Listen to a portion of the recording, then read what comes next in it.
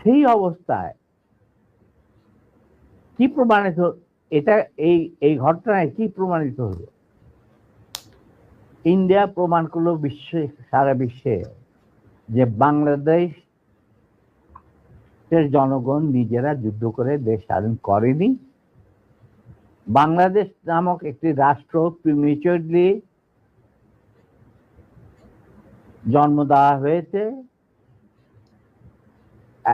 as an outcome of Indo-Pakistan war, যেখানে India জিতেছে।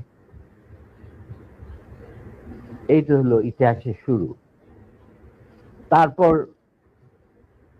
মুজিবকে যখন ছাড়া হলো, সে তো কিছুই জানতো না যে দেশ স্বাধীন হয়েছে, কোন মুক্তি ফৌজ বলে কিছু ছিল, হাজার হাজার লোক দেশচ্যুত হয়েছে, প্রাণ হারিয়েছে, কি জানতো?